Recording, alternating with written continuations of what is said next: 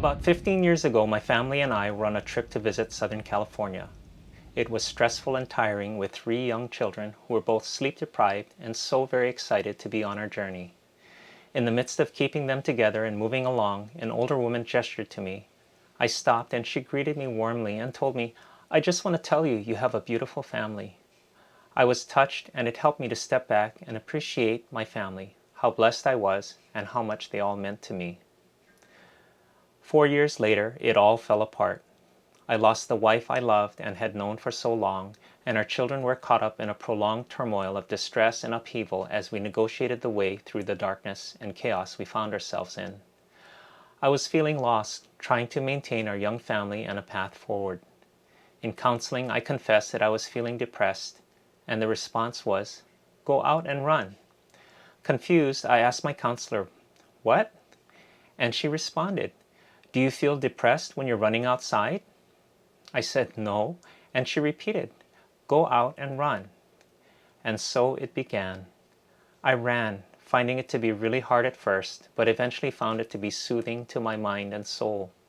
The miles passed, one by one. Running started as a distraction from emotional pain, but as I adjusted, I discovered that God spoke to me in many of those moments, alone in my thoughts, or running with friends. In November, I made a late decision to run in the 2011 Honolulu Marathon, which was only a couple of weeks away. On the morning of December 11th, I lined up with about 20,000 other people, unsure what the day would bring. I was nursing a foot and leg injuries and other aches and pains, but I was set on my goal to finish. The race started with booming fireworks and so much excitement. One by one, the miles passed, much as they always did, but this was very different. Cheers and happiness among the many people around me.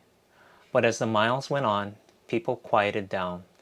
The dawn came as I ran down Kilauea towards Kalanianaole Highway.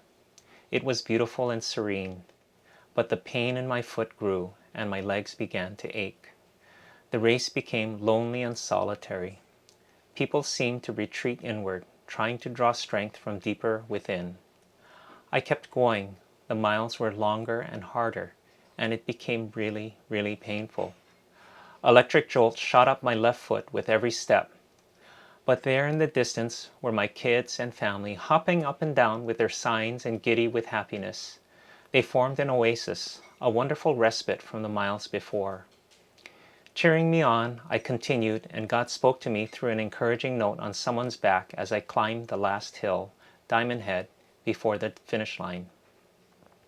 This was the hardest run I had ever started, and on crossing the finish line, I felt something welling from deep in me.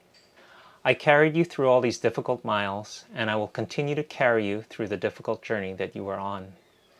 That was almost 10 years ago.